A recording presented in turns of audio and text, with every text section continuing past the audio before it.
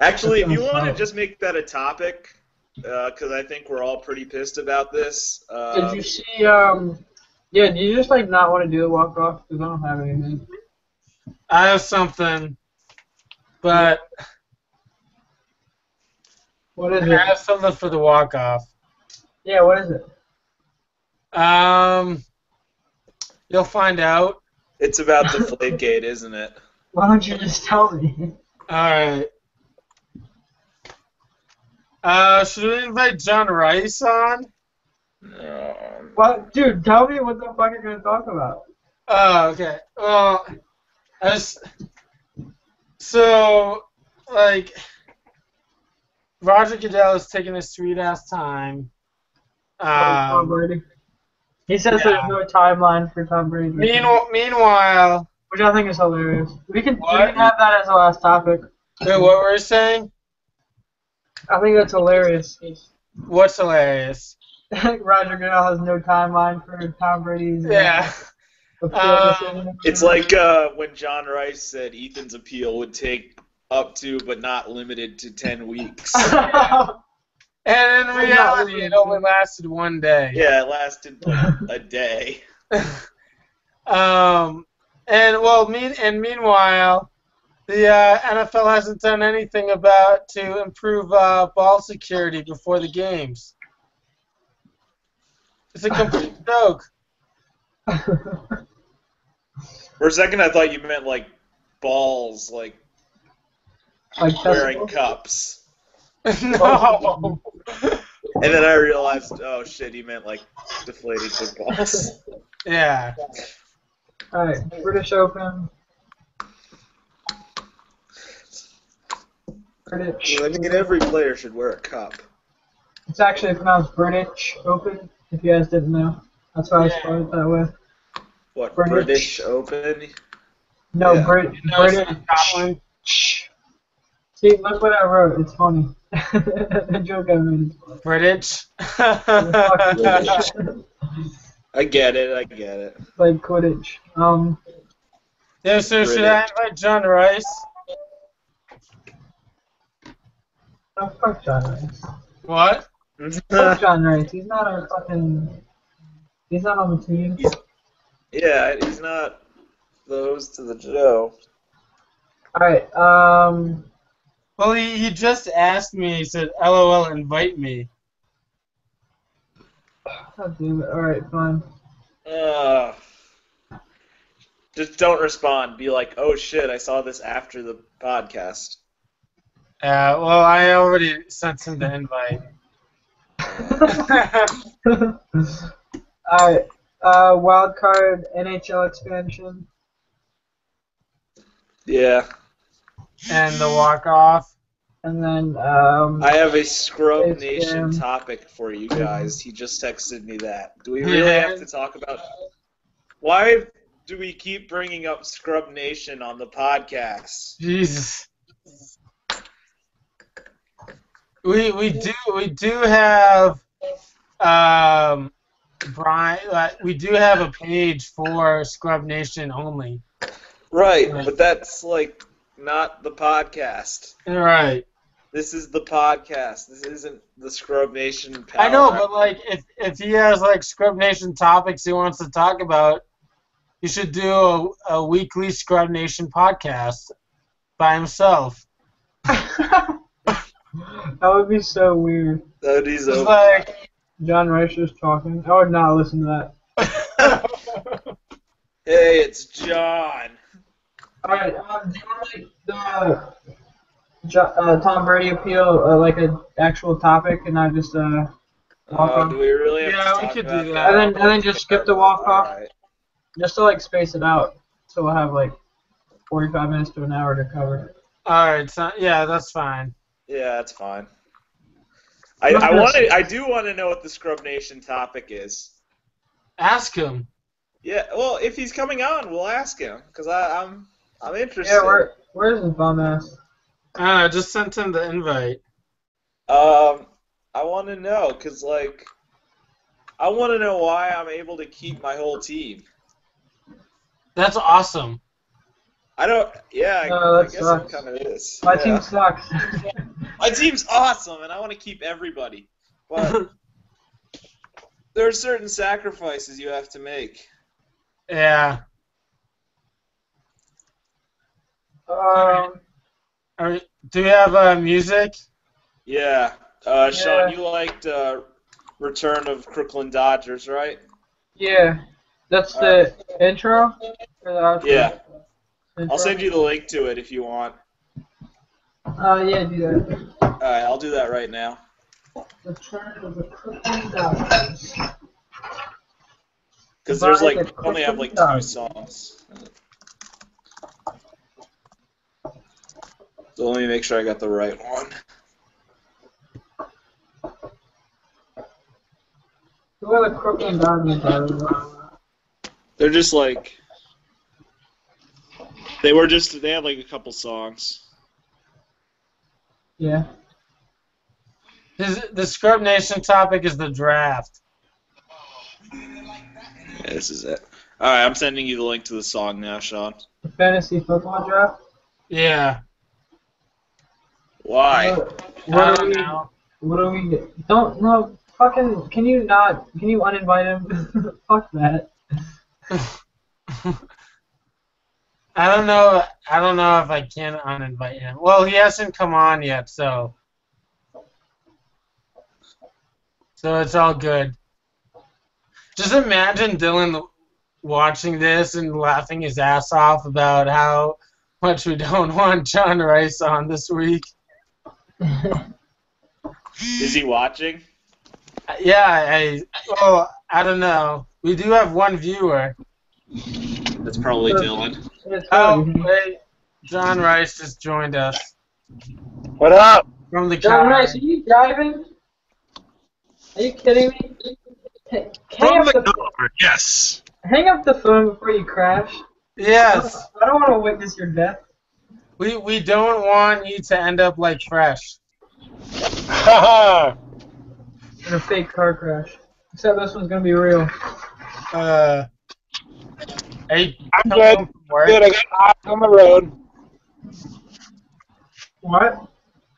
He said he's got eyes on the road. On the road. Yeah, he's really not coming. I'm also eating an apple right now. I see that. Yeah. Sean, I just sent you the link to Oakland Dodgers. Yeah, shit. Cool. Yeah, you sent both of us the link, fine. Wait. Yeah, because you should both listen to the Return of the Crooklyn Dodgers. So, John Rice, you want to talk about the fantasy draft? Yes. Why? Like, what do you want to talk about? I don't understand. Are we doing keepers or are we redrafting? We still haven't decided. No, I thought we were doing keepers because, I mean, that's what our... Majority keepers. Yeah, I thought we were doing keepers, like 2 keepers. Yeah, let's do two keepers. Only 2? Only I thought we were doing 2? No Yeah. way. 3. I only have 2 good players on my team. Don't make it 2 or 3 keepers. 3 keepers at most. 3. I have it set right now for 4. Yeah, definitely don't do 4. 4 is too much. 3 is perfect. I don't want to keep 4 people on my team. Yeah, me neither. Well, I kind of do, but I'm okay with 3.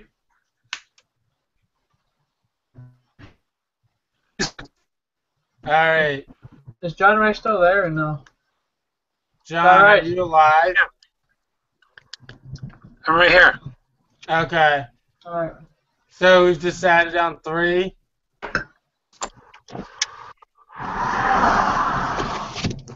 Three, I guess. Oh, John Rice is dead. What if he actually just died?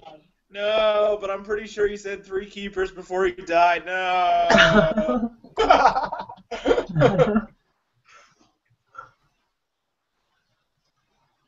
Yeah, John Rice's connection is terrible. All right, let's go. All right, showtime. Let's do Can it. you kick him out? I don't know. He's still there. Yo, He Oh, left. thank you.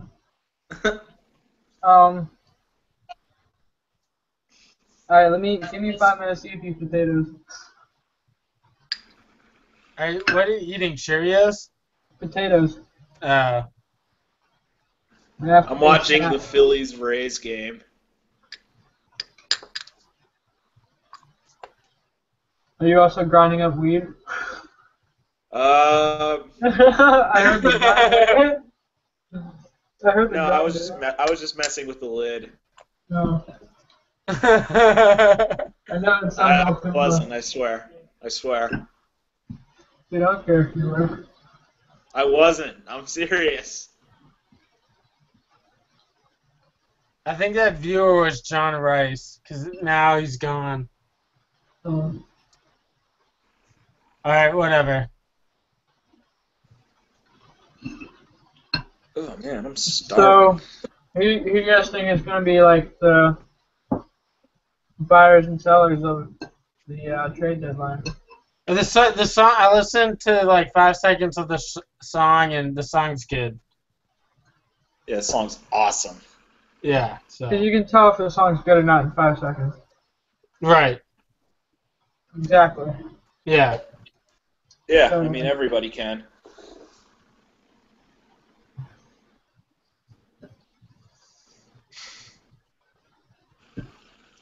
So much day baseball.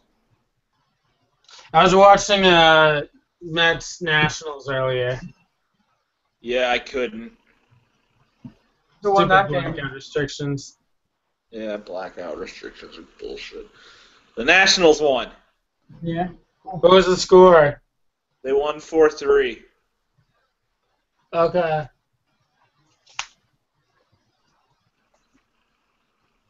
All right. Hey, good, Sean. Give me a couple minutes. Hey, Brian, you know why the Orioles are blacked out in North Carolina? Because their owner's a dick? Yeah, because Peter Angelos wants all the money. Yeah. I don't know. It has something to do with money, and Peter Angelos is not getting enough. Well, we all know Peter Angelos is a dick. Yeah. That's true. Wait, but the Nationals are blacked out also in North Carolina. So, like, does Peter Angelos own Masson? Yeah, I think so. Yeah, I think he does. But they're both like on Masson. Okay.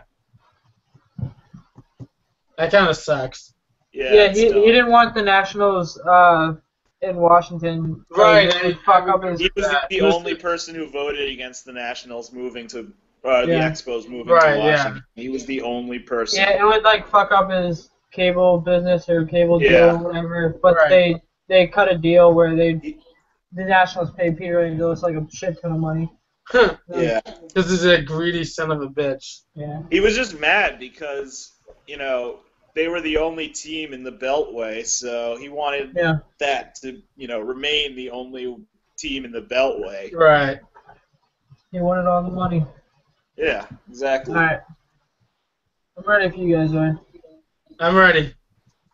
Okay. Let's do it. Give me like 2 seconds.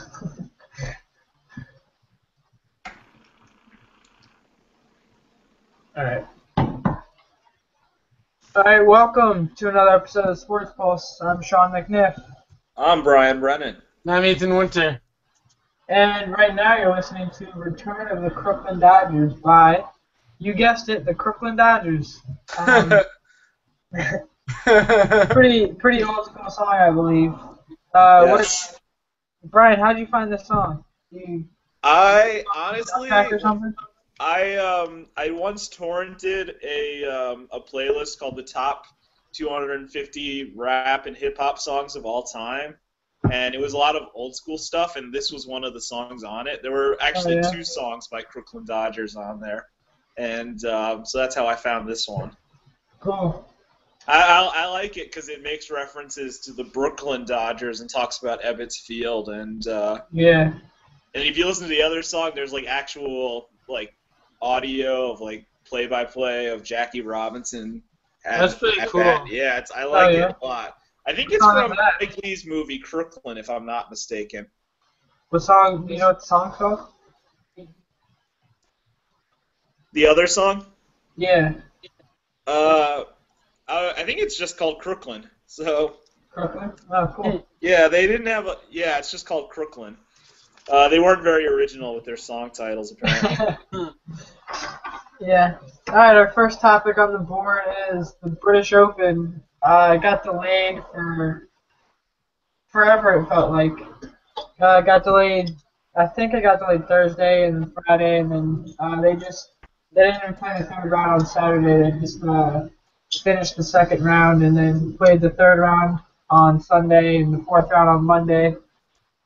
And eventually, you know what? I forgot who won it. Who won it? Zach Johnson. Zach Johnson won. Zach Johnson. That's right.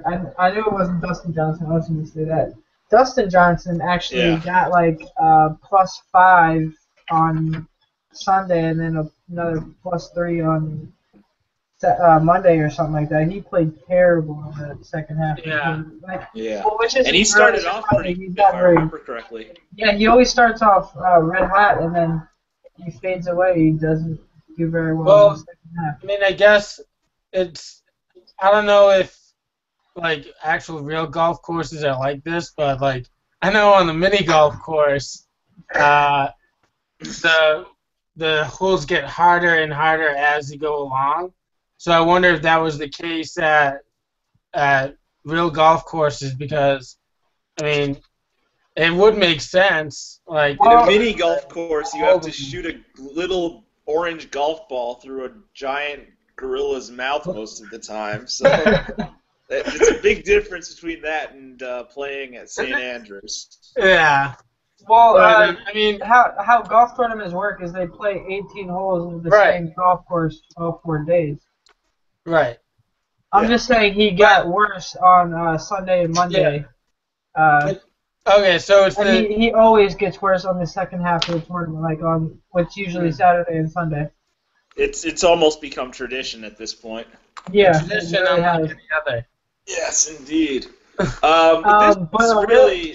This was like completing what's been, or not completing because we still have the PGA Championship, but so far it's been an absolutely amazing year for golf. Obviously, you have Jordan Spieth winning the Masters and the U.S. Open, and then the British Open comes, and of course Jordan Spieth's in the mix again. He's in it right up until the last hole, and instead we get a 3-man playoff between Zach Johnson, Mark Leishman, and Louis Oosthuizen, and I mean, it was absolutely thrilling right down to the end. It was Oosthuizen and Johnson were really going at it, and eventually Johnson pulled away, and Oosthuizen just barely missed sending it to sudden death on hole 18. Yeah, I saw that. His putt was just a little bit too hard, and it just like went right over, which is a bummer for him. So he had a perfect line. It just went over the hole. And Oosthuizen had been not perfect, because nobody's ever perfect at putting, but he was really excellent, especially later in the day with his putting, including the huge putt on 18 to send it to a playoff. So I was almost a little surprised that he missed that one, and especially considering how close he came. Right. It was literally inches away. I think in that case, like, the moment kind of got a little too big for him, and he choked. He choked in that instance. Even though he was playing extremely well, especially with his putting, he just choked on that one hole, and that cost him to force it to sudden death. And then Jordan Spieth, he just missed going into the playoff also. Yeah, him and Jason trying to chase the Grand Slam of golf. Yeah, him and Jason Day barely missed the playoffs. They finished at -14, tied for fourth. Yeah, I mean, I didn't get to watch the end of it the last day, but it was apparently exciting. And I would have liked to watch it. It was amazing. We were following it all day at work, and so I guess I got lucky a bit and I got to go home basically at 1 o'clock, right as the entire last group was on either 17 or 18. So it was awesome to be able to watch that, and then I got to watch the playoff for a couple of hours. So that was great. Jordan Spieth, obviously came very close to making the playoff, which would have made it a four-man playoff. He was a stroke off, right? Yeah. Sorry? He was a stroke off of making the playoffs. Yeah, he was 14 under. Yeah, I believe he got a birdie on 16, and then he playoff for 15 under. Yeah, I believe he got a birdie on 16, and then he almost got another birdie on 18, I think it was, but he missed it and he got par. He missed the playoff. Yeah, he had to get the birdie on 18 to get into the playoff, but he just barely missed this putt on 17, and that ended up costing him really any realistic chance, I would say, of going into the playoff when he missed that. Because birdieing on 18 at St. Andrews it's not impossible, but it's pretty damn difficult. So yeah. All right. All right, let's move on to the MLB trade deadline, which is coming up, I believe, next week. Yeah. You guys know the exact date? July 31st is the same day every year. July 31st, oh, okay. Yeah. Yeah. So that's in 9 days. Yeah, there's going to be, I don't know how active it usually is, but sometimes there's like a lot of trades, sometimes there's really any trades. The MLB trade deadline is the best trade deadline in all four major sports because, if you think about it, in the NFL, it's like, week 6? But you can't really... There is no, trade deadline. It's like nobody ever gets traded at right, the NFL exactly. trade deadline. Because the season is so short. Yeah. And then you have the NBA trade deadline, which can be a little crazy, as well as the NHL trade deadline. But it still doesn't even come close to the MLB trade deadline. Occasionally so in the NFL, at this point, with a week and a half until the trade deadline, this is really critical for teams to determine where they're at in terms of are they going to be buyers or sellers at the trade deadline, or are they going to stay pat. And so, that's what I want to talk about in regards to this. Obviously, we'll talk more about it next week, the closer we are to the trade deadline. But it's going to be critical for the Detroit Tigers. They are a team that hasn't been a seller in a long time. They're 10.5 out of first place in the AL Central and 4 games out of the second wild card. So you talk about the Tigers? Yes. Okay, yeah. So this is critical for them, and I think they have to be a buyer at this point because they're only 4 games out of the second wild card. So I think they have to go for it at this point. Brian? Yeah, they definitely should be considered buyers. I was actually very surprised to see that they were considering dealing David Price, especially in a contract season, and with the second wild card and with the AL Central kind of bunched up the way it is. Yeah, I was kind of surprised to see that they would even consider that. I kind of understand Cespedes a little bit more, but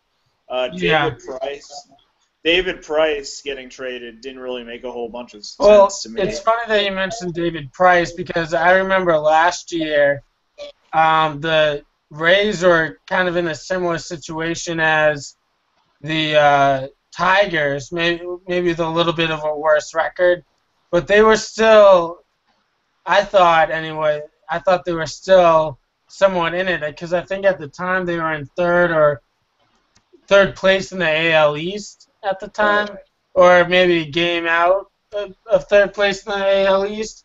but they decided that they were sellers and they traded David Price, which I thought that was surprising because I thought they could have been buyers at that point still. Yeah. Um, Well, when you're a team like that, you sometimes just got to see what you can get Right. for guys like David Price. right. And I mean, and another team that has to think about whether they're buyer or seller is all Toronto, Tampa Bay, and Baltimore. All three of them. They have a decision to make too in regards to being a buyer or seller. And I was actually talking to our friend Chris Crawford about this, and we agreed in general that if you're in the AL East, you really should. I mean, with maybe the exception of the Red Sox, Yeah. you should consider being a buyer in this type of market because the division's not that great. I mean, I'm a Yankees fan. I don't think they're gonna. I don't know how long they're gonna actually keep this up for. So Yeah. anybody can get back into it at any moment in time, and Right. especially with the second wild card position now, you can Right. make the playoffs without having to get the wild card or winning the division. So yeah, I think it's a buyer's market for the AL East. Yeah, I think the Yankees are going to be big buyers. What? I think the Yankees are going to be big buyers. Well, I'm Yeah. interested Oh, by and that actually, because yeah. I don't know if they are or not because they've said that they are content, but I never believe that. So Yankees are never content. They have a general Yeah, they manager never named are. Brian Cashman. They're never content. Well, I It's mean, true. it's interesting that you bring up the Red Sox, Brian, because right before the All-Star break, they made up like 5 games in a week. And so at that point, heading into the All-Star break, Red Sox fans thought that, hey, maybe they aren't sellers at the trade deadline. But then Clay Buchholz got hurt. That kind of deflated the whole team, and now the Red Sox are winless since the All-Star break. So now they're back. They're 8.5 out of the wild card, 10 out of the division. And, I mean, at this point, the Red Sox should be sellers at this point because I don't think they have the pitching to make up the amount of ground that they are going to need to make up, or to even make a sustained run. So they should be sellers. But I Yeah. think one of the reasons why the Red Sox held on to Clay Buchholz so long instead of selling him or trading him when his value was high before he got hurt was because they were still trying to figure out whether they were going to be a buyer or seller at the trade deadline, and they wanted to wait till the trade deadline to make a decision on Buchholz. And now, obviously, he got hurt, so they can't move him. But if I'm the Red Sox, and I was talking about this with you earlier, Brian, pretty much anyone but Bogarts and Betts and Eduardo Rodriguez. I think anybody except those guys, the Red Sox should listen to offers, and that includes Pedroia. I would listen to offers for Pedroia just to see what you could get back from him for him. Right. Ortiz, he's not going to move anywhere because he's a 10-5 guy, and he said that he's going to veto any trade that the Red Sox try to. And so, and Ortiz wants to finish his career in Boston. And also, I don't think Red Sox ownership wants to trade him either because they see a big marketing opportunity with Ortiz's chase for 500 home runs next season. Right. So I don't think they're going to trade him. But anyone else, I would listen to offers. The problem with the Red Sox this year, though, unlike last year and even 2012, they really don't have a lot of trade assets that are attractive to teams. I mean, they have a 40-year-old closing Koji Uehara, who I think the Red Sox should trade. I thought they should have traded him last year, as a matter of fact, instead of both Lackey and Lester. I thought they should have only traded one of them, because as you found out, they have no starting pitching because they traded both those guys last year. But that's the Red Sox trade report. Thank you. I appreciate that. I feel much more informed now. Staying in the NL East or the AL East, I think the Orioles, they're not going to be big buyers or sellers, but I think they're definitely going to buy someone. Maybe I hear the Orioles really want Justin Upton. I heard that too, but I don't know if... I'm actually watching the Padres right now, so... Yeah, I don't know if Peter Angelos will agree with that contract, though. Justin Upton's contract. Well, the thing is, I think Justin Upton's a free agent this year, so it would depend on, I mean... It's an expiring contract, so... Might be a rental player. I think that would be worth it for the Orioles. It would be a rental-type move. Right, there's no way you'd keep Justin Upton because he's just going to get a ridiculous contract. Yeah, but isn't Justin Upton's current contract pretty ridiculous? Yeah, but no, it's he's only an for expiring a year. It's only for half a season, so it's totally worth it. Yeah, like, but I still don't think Peter Angelos would like to pay that much money to teams. I think they would take that contract for half a year if it meant giving them a chance at the playoffs. Yeah, it would be totally worth it. But it might be, I don't know. I'm just saying that Peter Angelos is really stingy with his money and he doesn't like big contracts. I think Justin Upton has a pretty substantial contract, even though it is will only be for half a season. But I mean, since it's only half a season, I don't think it really matters how big the contract is because you're only paying half of his money. The Padres would probably eat some of the contract too. Right. So it's totally worth it for just a half a season. But with the National League, I think it's interesting. The Mets situation is pretty interesting too because they're only 2 games out of the second wild card, and they've played pretty well. They played really well in the early part of the year. They kind of come back down to earth, but they're still 3 games over 500. And as I said, only 2 games out of the second wild card, so they're in an interesting spot because they have a plethora of young pitching, which a lot of teams, especially contenders, would be interested in. But the Mets have to decide whether they're going to go for it themselves. Yeah, I think the Mets had a chance this week to make some serious moves within the division by beating the Nationals. I thought if they had at least won 2 out of 3, that would have kind of set the tone. But for the rest of the season for the Mets, but they ended up losing 2 out of 3 to the Nationals, who I still think are going to end up winning the NL East. I think they're eventually just going to pull away and win it pretty easily. Right, but I mean, I think the Mets still have a legit shot at the wild card too. Yeah, I said, they're only 2 games out. Everybody has a shot at the wild card. That's the thing. What? Everybody pretty much has a shot at the wild card. Right, but that's the thing. I think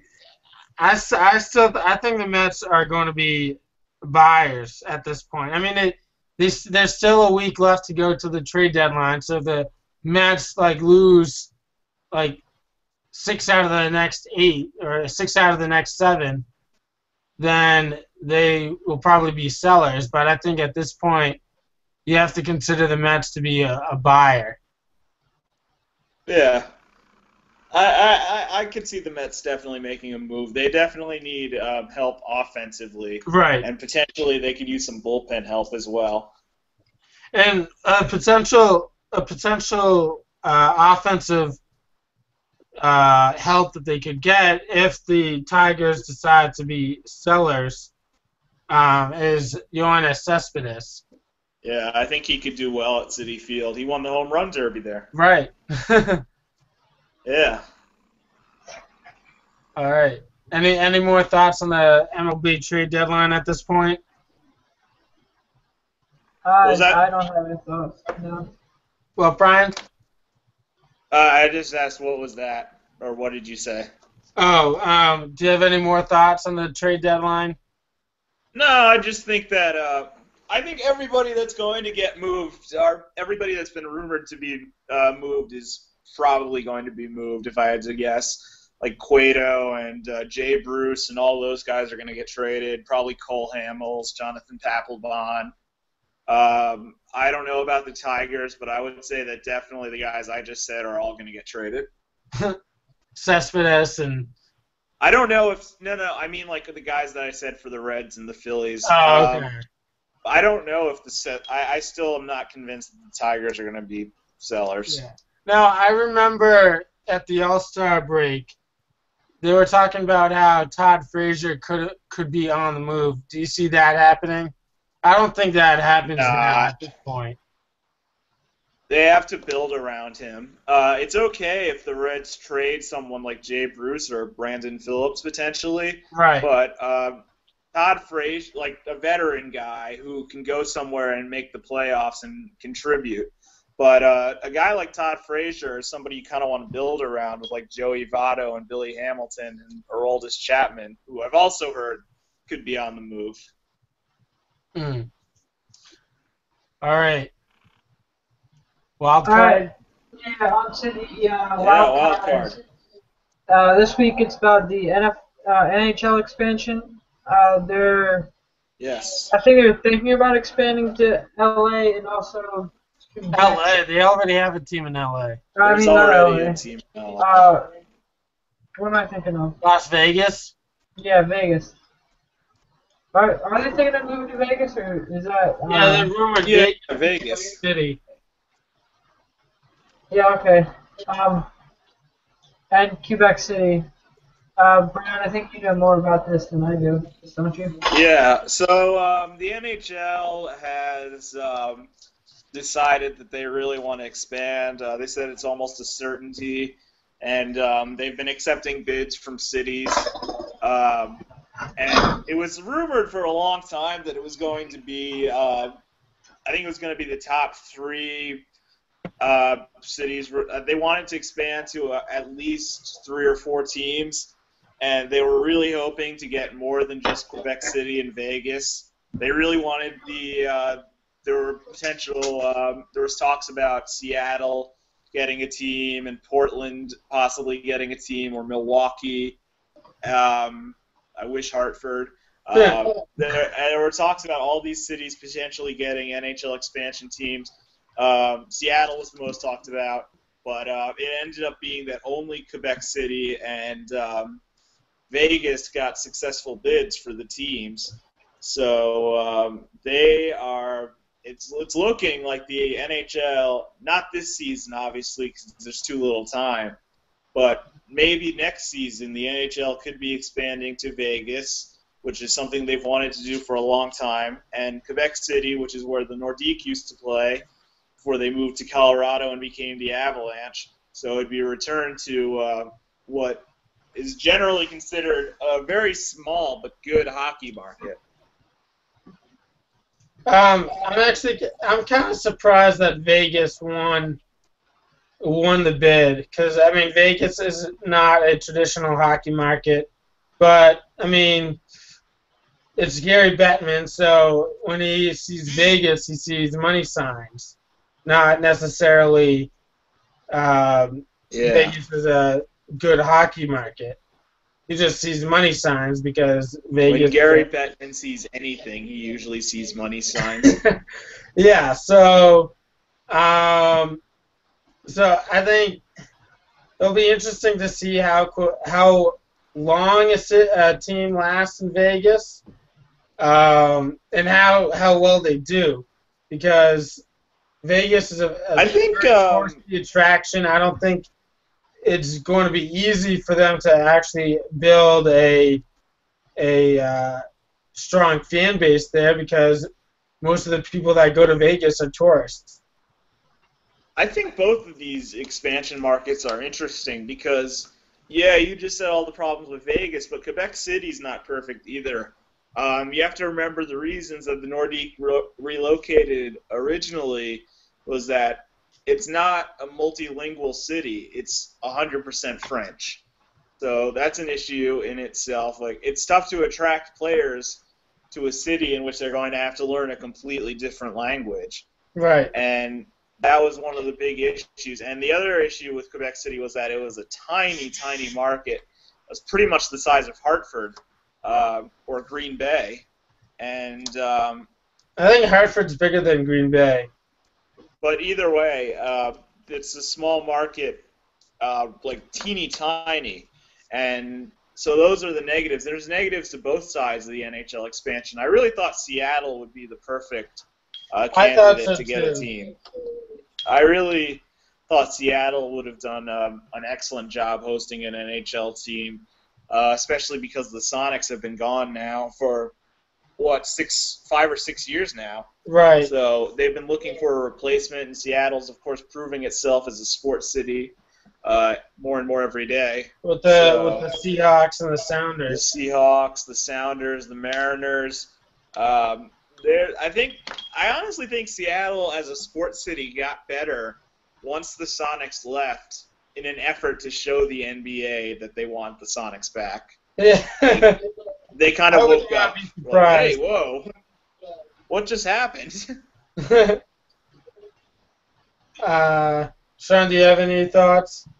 I think Vegas has been begging for a major sports team for a while now. I think they'll obviously make a lot of money, mostly tourist money. They won't really have any diehard fans or anything like that. Right. Yeah. Yeah. I mean that's what my thought on Vegas was. Plus, you have the gambling issue, which I think has been one of the reasons why the 4 major sports markets have pretty much tried to stay away from Vegas as having a team. Now they've hosted events like the NBA All-Star Game a few years ago, and they have a minor league team, the Las Vegas 51s. But in terms of having the top level team, I think the gambling has been a big issue and has scared some leagues away. Yeah. You mean like players and coaches gambling on or against their teams? Is that what you mean? Yeah, but I mean even like bookies, like back in the teens, basically. I mean, this is how the Black Sox scandal happened. Was that bookies just approached players, trying to giving them money to throw a series, and I think that's that can happen anywhere. What? That can happen in any state, in any city.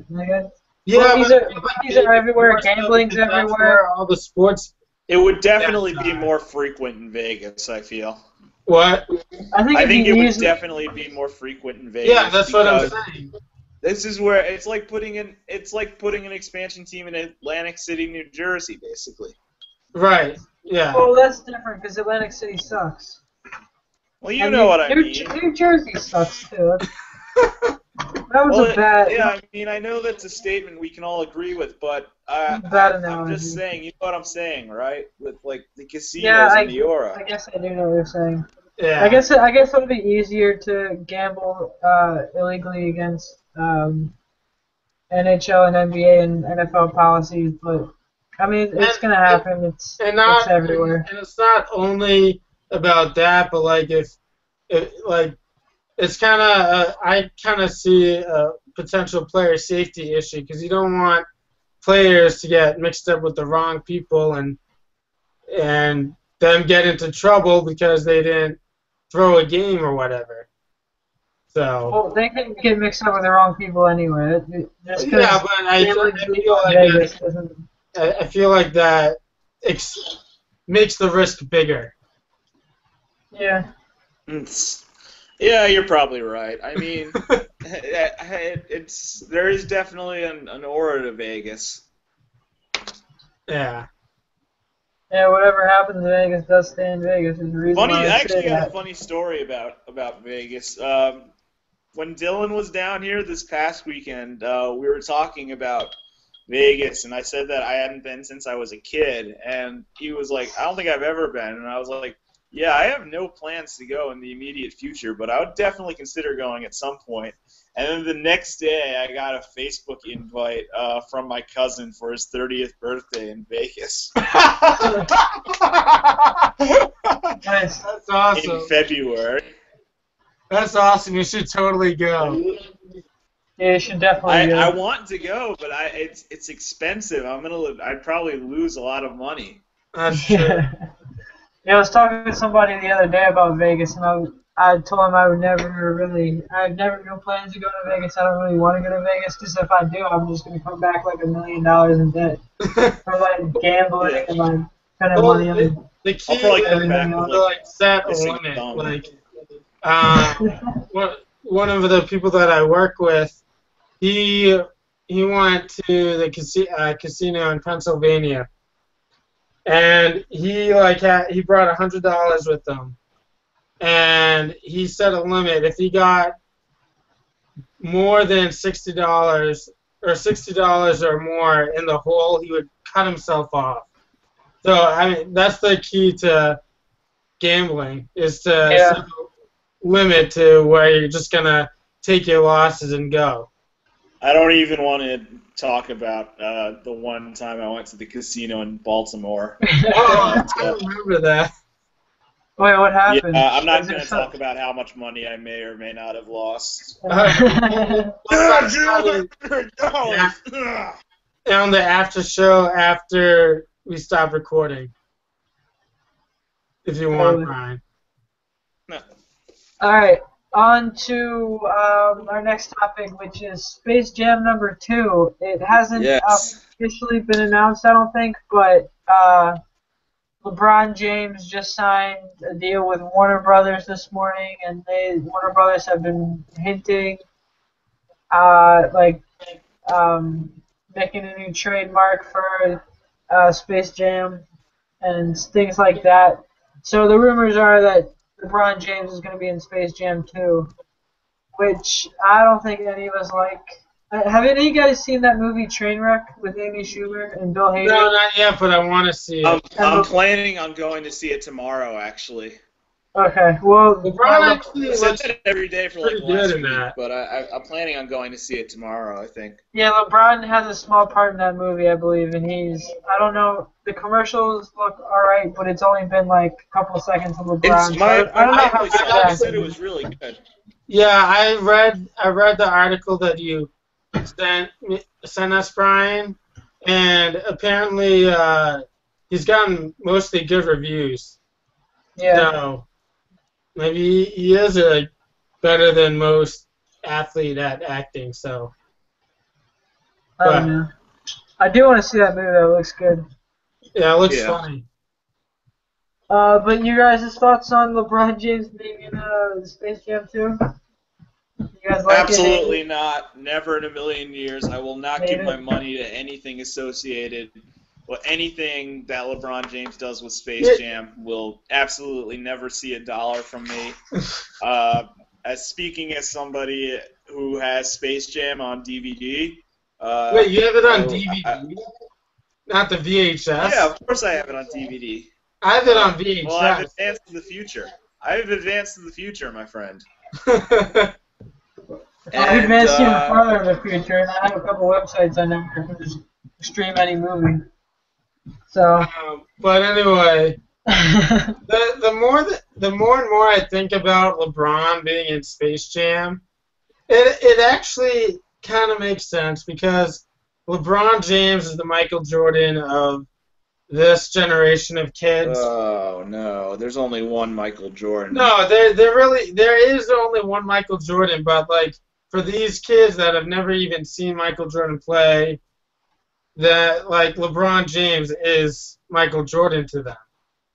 So Yeah, but I actually think he would do pretty well in the Space Jam movie, but at the same time, like I feel like there can only be one Space Jam movie, yeah. and so I think he would be good in it, but it would kind of ruin Space Jam for me a little bit. But It would be disappointing.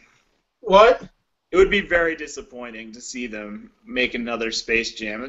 Right. It would be unnecessary. But I won't say that I won't see the movie. Like I might see it just to be able to compare it from like this version to MJ's version.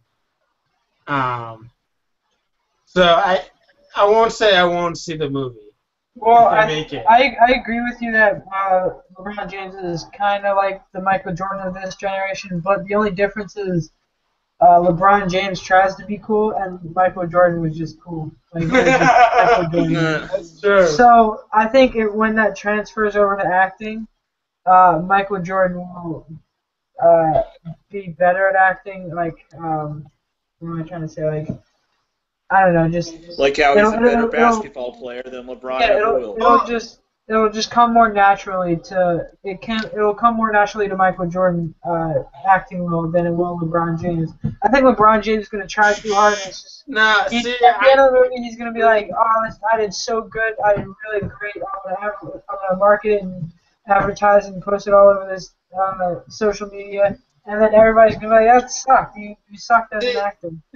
See, I disagree with you there because if you remember, like Michael Jordan actually was not all that good acting-wise. Well, of course, he was a basketball player, but it came more. Right, but like I think, naturally to him. See, like just the fact that LeBron James has already acted in like a feature-length film and it was actually pretty good. A very small part. I think he might be better than MJ at acting. I mean, MJ did like a bunch of commercials and everything. That's the same, pretty much the so same does thing as a small LeBron. part. Yeah, but that's the same thing as having a small part in a feature film. He has experience. He had experience. Now that I think about it, Sean, you might be onto something where, as the main character, like the headline in the movie, like he's got the starring role. I could actually kind of see that getting to LeBron's head a little bit. Oh, definitely. And maybe try to act too much and try a little bit too hard. Yeah, he's gonna overact. That's like the easiest prediction of all time. This will be different than his role in Trainwreck was, because I mean it's more than just a cameo, but still he was a supporting actor in Trainwreck. Whereas this one last thing about Michael Jordan. Let's be honest. Most of what Michael Jordan did, other than basketball, he was not very good at. Like let's baseball, terrible. Basketball executive, terrible. Gambling, awful. Golf. Golf. There wasn't much that Michael Jordan was particularly strong at, other than basketball. So something to keep in mind. That's all right. Yeah, that's true. I feel like LeBron James isn't any better at any of those things than Michael Jordan. He probably isn't. I don't know. It would be interesting. I actually think LeBron might be a pretty good football player. Like, maybe. I could totally see him as a tight end for the Cleveland Browns. I could see that too. He was an all-state football player in high school. What position did he play? Do you know? I think he was a tight end. Yeah. Yeah, I think he was wide receiver or tight end or something like that. Yeah, it makes sense. All right, on to our last topic of the day. Roger Goodell, the commissioner of the good old football league, the NFL, he announced recently that there is absolutely no timeline for the decision of Tom Brady's appeal to his suspension. And if you don't remember, Tom Brady got suspended 4 games for, I guess, Maybe trying knowing to that. He play did? football. I mean, I don't. It's Or still like a maybe knowing bogus. Like, about something about the footballs maybe losing air. yeah, this whole fiasco is absolutely ridiculous. I don't I know would what's like still going on. I would like to also point out that somebody bought one of the deflated footballs for $46,000 in Yeah, Yeah, I I heard heard that. that. That's ridiculous. Like, and apparently, as my supervisor at work, Chuck said, he basically could have got that. So he could have bought a car for that much money. Yeah, I mean, if he's if you got $40,000 to blow on something you absolutely don't need, why not buy a football that's gonna be remembered in history? I I don't guess, think but that's a still, bad I just feel like investment. it's a waste of money. I agree with Brian, but it's not only Tom Brady, but like Roger Goodell wasn't even aware of Le'Veon Bell's appeal of his 3-game suspension for weed. Is that still going on? Yeah, like I thought that happened Are last you season. serious? he was unaware that Le'Veon Bell appealed it, and he was like, "Oh, I have to get. I didn't even know about that. I'm gonna have to get someone to hear that. I'm not going to hear that." But I mean, the longer this goes on, the more ridiculous Roger Goodell looks, and the less credible he looks.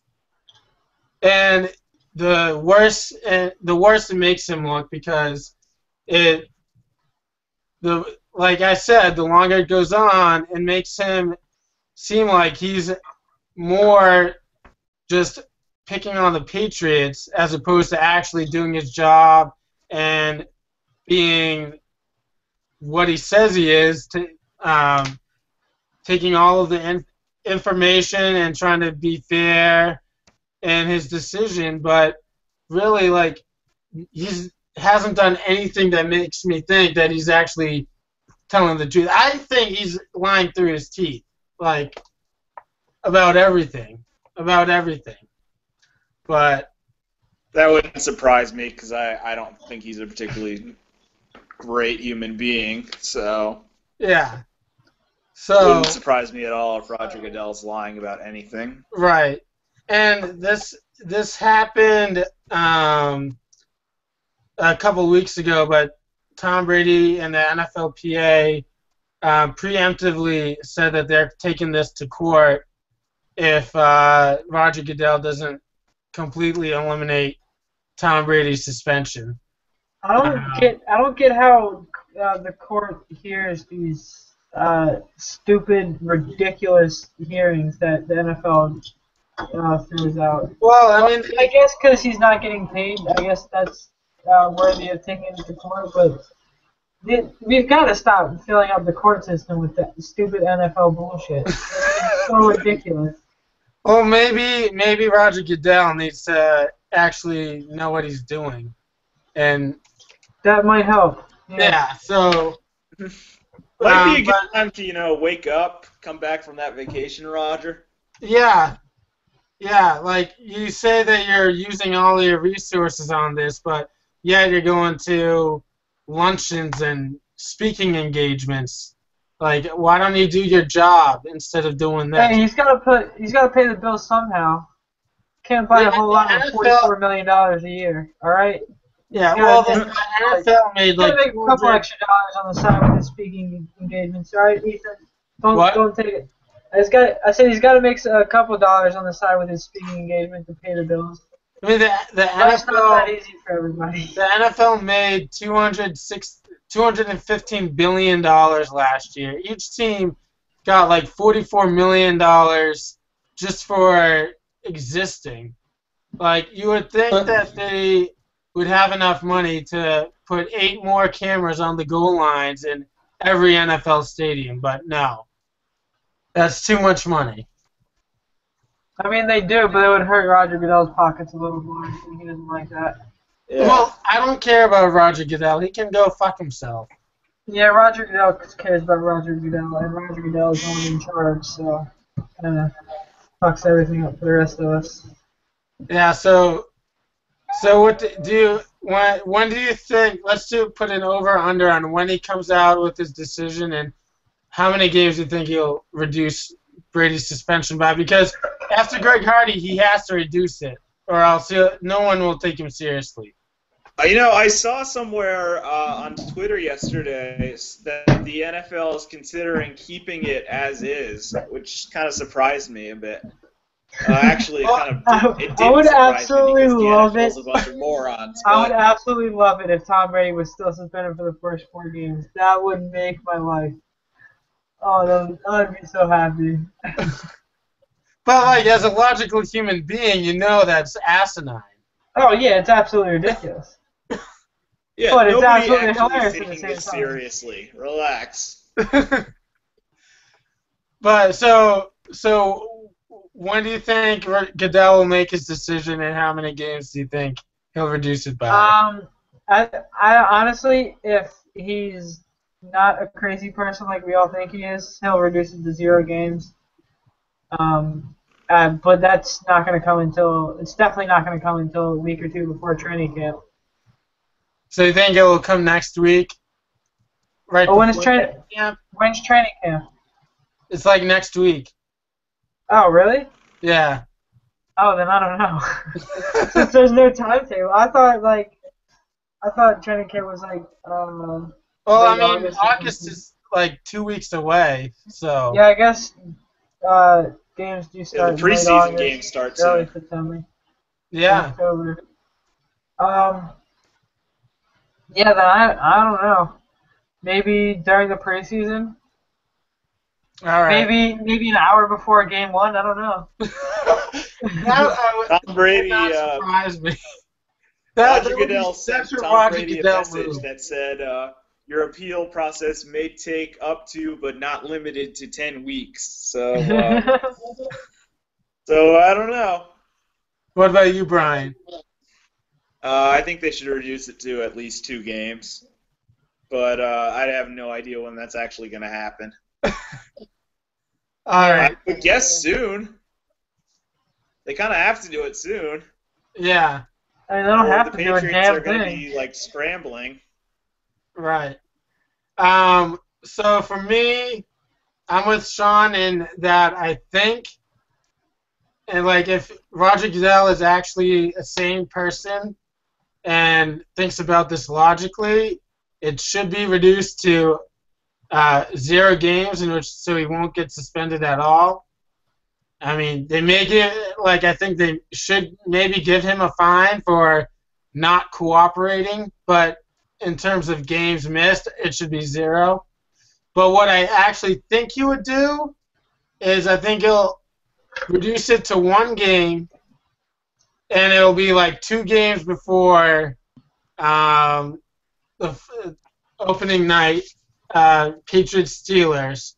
So it would give Tom Brady and the NFLPA 0 time to file for an injunction, and he'll end up missing the first game of the year.